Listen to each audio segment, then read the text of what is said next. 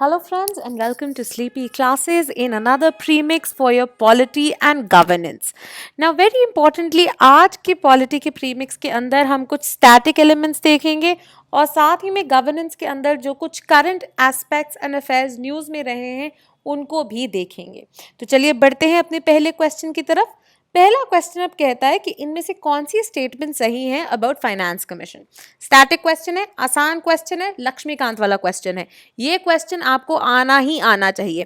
Question क्या कहता है? पहली स्टेटमेंट, ये जो है आर्टिकल 280 के अंडर इस्टेब्लिश की गई है. Second, it is set up every 3 years, ये वेरी नहीं एवरी होना चाहिए, every 3 years by the president. And third statement है कि जो कमीशन है ये ले डाउन करती है रूल्स जिसके बेसिस पे सेंटर प्रोवाइड करता है grants and aids to the states out of the consolidated fund of India.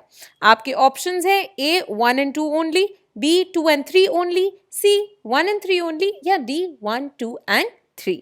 Right, सोचिए ध्यान से. कुछ कहीं पे अगर लग रहा है कंफ्यूजन, ट्राई रिमेंबरिंग आपने लक्ष्मीकांत में क्या पढ़ा है, क्योंकि ये एक ऐसा स्टैटिक सवाल है, ये वो सिटिंग डक क्वेश्चंस है जो आपको पक्का आने ही आने चाहिए. राइट, और इसका सही आंसर है सी. राइट, सी क्यों है इसका सही आंसर? बिकॉज ये प्रोवाइड, एक वेरी इंपॉर्टेंटली, 1 मिनट बस, ये जो है सी अगेन वेरी इंपॉर्टेंट है क्योंकि नाउ वी नो आर्टिकल 280 जो है एब्सोल्युटली करेक्ट है ना. आर्टिकल 280 में ही मेंशन्ड है पूरा finance commission. So yes, article 280 is correct. Third statement जो है ये भी करेक्ट है कि हाँ जी, इन्हीं ये जो गाइडलाइंस देते हैं उनके बेसिस पे सेंटर डिसाइड करता है कि किसको कितनी ग्रांट एंड एड जानी चाहिए. आपका सेकंड स्टेटमेंट जो है हाउएवर दैट इज इनकरेक्ट. ठीक है, that is incorrect. Why? Because obvious है 3 साल नहीं बल्कि कितना 5 साल के बाद जो है कॉन्स्टिट्यूट की जाती है ये finance commission by the president. Right, so every 5 years it is set up by the president and not every 3 years. Next question now asks you about the PM Kusum scheme. ठीक है, पहली statement है कि ये provide करता है for installation, ये support करता है installation of grid solar pumps in rural areas ताकि रिड्यूस हो सके dependence on grid and in grid connected areas. Second, ये लॉन्च की गई थी by the ministry of agriculture and farmers welfare. Options है 1 only, 2 only, both 1 and 2 and neither 1 nor 2. सोचिए थोड़ा सा और इसके आंसर आप लगाइए. काफी प्रचलित स्कीम थी, काफी पॉपुलर स्कीम थी ये पीएम कुसुम. अब इसके अंदर सही जवाब है A 1 only. Only the first statement is correct, the second statement is incorrect. अब पीएम कुसुम जो स्कीम है ये लॉन्च की गई थी by the ministry of new and renewable energy. Right, तो एक बहुत ही इम्पेटस दिया जा रहा है by the government of India keeping in mind इसके sustainable development goals as well as the nationally हमारे जो डिटर्मिन्ड कॉन्ट्रीब्यूशंस हैं as per the Paris accord. ठीक है, तो उनको मद्देनजर रखते हुए रिन्यूएबल एनर्जी के सोर्सेज पे एक बहुत ज़्यादा एक इनकरेज किया जा रहा है और उसी को इनकरेज करते हुए ये पीएम कुसुम स्कीम जो है लॉन्च की गई थी जहाँ पे of grid solar pumps rural areas में लगाए जा रहे हैं ताकि grid and grid connected areas पे डिपेंडेंस कम हो. क्यों? वरना पंप्स जो है ऑब्वियसली इलेक्ट्रिसिटी द्वारा रन करते हैं एंड फार्मर्स को वैसे ही बहुत सारी फ्री इलेक्ट्रिसिटी है. Right, so what happens is that obviously it is a pressure, it is a drain on the fossil fuels which are used to generate electricity. अब यही जो सोलर पंप्स लग जाएंगे सो वो एक मैसिव सेविंग होगी both in terms of money. Right, अगर आप लॉन्ग टर्म कॉस्ट देखेंगे एंड साथ ही साथ में इन्वायरमेंटली भी जो है ये कॉन्शियस होगा. ये लॉन्च की गई थी by the ministry of new and renewable energy and not bye the ministry of agriculture and farmers welfare. Right, third question अब कहता है कि based on the following statements आपने क्या करना है, आपने बताना है कि कौन सी रिट की हम बात कर रहे हैं. पहला, ये एक कोर्ट ऑर्डर होता है जो कि डिमांड करता है that a public official deliver an imprisoned individual to the court and show a valid reason कि उस इंसान को डिटेन क्यों किया गया था. Second, it is called bulwark of individual liberty against arbitrary detention. काफी इजी रिट है, ये रिट आपने पढ़ी होनी चाहिए, राइट। आर्टिकल 32 के तहत जो रिट्स दी गई हैं, राइट, उसमें आपको ये पढ़ाई जाती हैं। तो सोचिए कौन सी है ये writ. This writ is a habeas corpus, right. तो आपके चार ऑप्शंस जो थे, out of A habeas corpus, B mandamus, C certiorari and D quo warranto, आपका सही आंसर क्या है? ए हेबियस कॉर्पस है, राइट। हेबियस कॉर्पस जो कि बोलता है show me the body, right, जो कि बेसिकली कहता है कि किसी भी इंसान को अगर आपने डिटेन किया है, मैं आपको क्वेश्चन कर सकता हूं कि on what basis has the person been detained.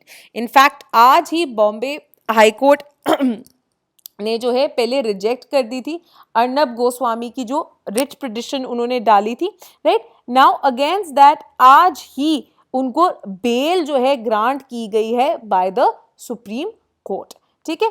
अब ये जो रिट है ये बेसिकली कहता है that it allows the court to check the validity of किस ग्राउंड पे किसी इंसान को डिटेन किया गया है, और अगर उनको कोई लीगल जस्टिफिकेशन नहीं मिलती है तो वो कहते हैं कि आप इनको कन्फाइनमेंट से हटाइए और इनको आप रिलीज कर दीजिए, ठीक है। साथ ही में ये जो हेबियस कॉर्पस रिट है, राइट, यहाँ पे वेरी इंपॉर्टेंटली इसका फंक्शन ये है कि देखिए अगर तो लीगली डिटेन्ड है कोई इंसान देन ये अप्लाई नहीं करती। अगर the legality of that confinement पे क्वेश्चन मार्क उठा है एंड अगर कोर्ट को लगता है कि ये इलीगल है जिसके तहत उनको कब्जे में रखा गया है, तो फिर वो हेबियस कॉर्पस रिट जो है इशू कर सकती है। In fact this writ is even applicable to preventive detention. तो इसके बेसिस पे एक और प्रीलिम्स का सवाल बन सकता है कि आपको पूछा जा सकता है, से एक स्टेटमेंट कहे कि habeas corpus is not available in case of preventive detention, so you should know that that is a wrong statement, ठीक है। अगेन जो ये हेबियस कॉर्पस है इसको एक बुलवाक ऑफ इंडिविजुअल लिबर्टी मानी जाता है क्योंकि it is seen as preserving the personal liberty and life of all the individuals and safeguarding their fundamental right, जो कि उनको आर्टिकल 21 एंड 22 के अंडर दिए गए हैं। However, there are obviously certain exceptions to habeas corpus. कौन सी होती है ये exceptions? पहली चीज, एक person against whom writ या detention जो है is issued अगर वो कोर्ट के जुरिस्डिक्शन में ही ना हो। तो फॉर एग्जाम्पल अगर पाकिस्तान के अंदर अरेस्टेड है, राइट, तो अब कोर्ट की वो जुरिस्डिक्शन नहीं है तो कोर्ट नहीं बोल सकता आप उनको रिलीज कीजिए क्योंकि उनकी टेरिटोरियल जुरिस्डिक्शन से ही वो बाहर है। Then in case of court martial, why? Because court martial का जो डिसीजन है those are given by arm forces के जो ट्रिब्यूनल्स होते हैं जो मिलिट्री लॉ के अंडर होते हैं। Then again to save release of a person जिनको इम्प्रिजन किया गया है by a court for criminal charge, why? Because एक वैलिड चार्ज के अंडर उनको किया गया है इम्प्रेजन। देन इंटरफेयर नहीं कर सकते वो with a proceeding for contempt of court of record और बाय पार्लियामेंट, क्योंकि पार्लियामेंट के पास भी again certain privileges are available and अगर उन प्रिविलेजेस का कोई उल्लंघन करता है तो उनको ये सजा सुनाई जा सकती है। से लास्टली जब भी किसी पर्सन को फिजिकल रिस्ट्रेन के अंडर डाला गया है, कन्फाइन किया गया है अंडर द लॉ, तो ये वैलिड होता है unless the law which has been used to put them in jail is unconstitutional itself, right. Next question now is about the Meri Saheli initiative. अब ये मेरी सहेली इनिशिएटिव की क्या बात करते हैं वो आपको दो ऑप्शंस देते हैं। पहला है कि it was launched by the ministry of women and child development, ठीक है। सेकंड, ये फोकस करती है action on security of women across with an objective to provide safety and security to lady passengers, right. अब आपने बताना इसमें से कौन सी स्टेटमेंट जो है सही है, आप इसके बारे में देख सकते हैं, राइट। ये थोड़ा गड़बड़ हुई है ऑप्शंस के। ऑप्शन ए है 1 ओनली, ऑप्शन बी है 2 ओनली, ऑप्शन सी है both 1 and 2 and option D है नीदर 1 नोर 2, ठीक है। अब देखिए एक बार थोड़ा सा रिकॉल करने की कोशिश कीजिए अगर you remember anything about this scheme. यहाँ पे सही जवाब है बी 2 ओनली, सिर्फ सेकंड स्टेटमेंट जो है वो सही है, फर्स्ट स्टेटमेंट इनकरेक्ट है। मेरी सहेली स्कीम जो है ये इंडियन रेलवेज द्वारा स्टार्ट किया गया एक इनिशिएटिव है जो कि सेफ्टी एंड सिक्योरिटी इंश्योर करने की कोशिश करता है विमेन पैसेंजर्स को। अंडर दिस इनिशिएटिव ये देखा गया है कि एक team of lady officer and staff जो है फॉर्म की जाएगी, राइट, जो कि ट्राई करेंगे कि जितनी भी लेडी पैसेंजर्स ट्रैवल कर रही हैं by train from the station that they get on till the destination destination वाला स्टेशन, उनके पास फुल सिक्योरिटी रहे। उनकी जो डिटेल्स है जैसे कि कोच नंबर हो गया, सीट नंबर हो गया, ये नोट डाउन की जाएगी, स्पेशली अगर लेडी पैसेंजर जो है अकेले ट्रैवल कर रही हैं।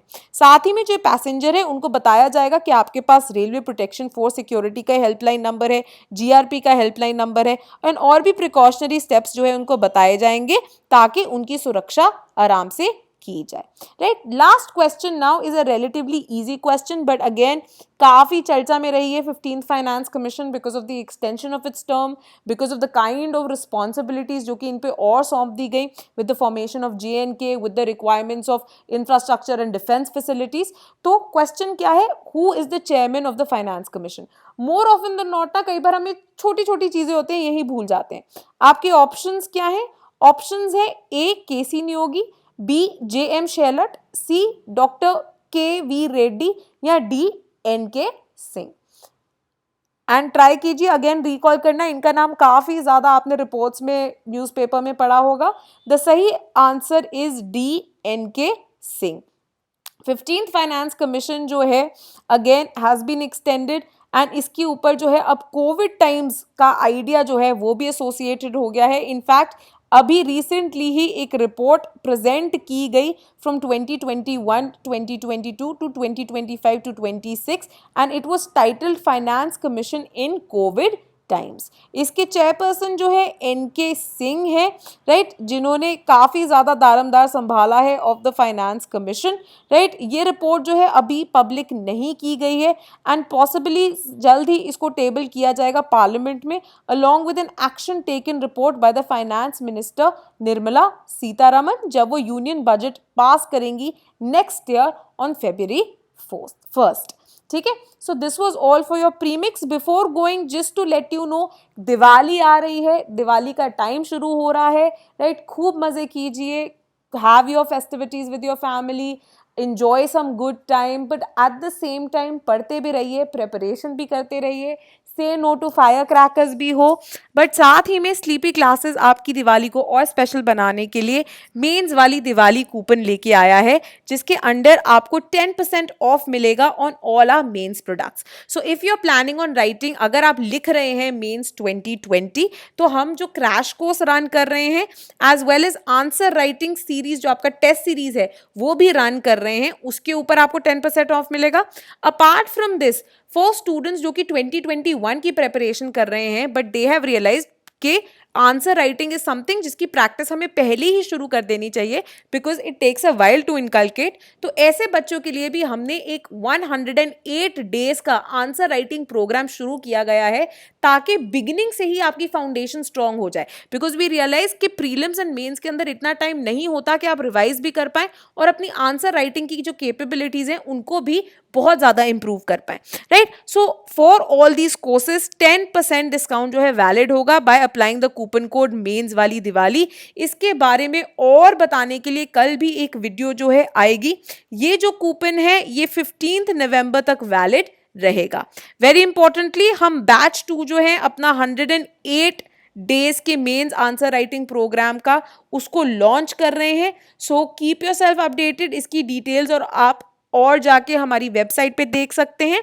अपार्ट फ्रॉम दिस, हमारी जो एडमिन टीम है they are taking a well deserved break, right, over from 13th onwards, right. So if you have any queries you can mail them to us, right. या फिर product खरीदना बहुत ही आसान है, all you have to do is go to our website courses.sleepyclasses या फिर sleepyclasses.com। वहाँ पे बस जाके आपने कोर्स जो आपको पसंद है उस पर सिलेक्ट करना है, उस पर क्लिक करना है, नेसेसरी डिटेल्स पढ़नी है, पेमेंट करनी है, and you will be automatically added to the course, right? This was all for today's premix. Thank you and see you the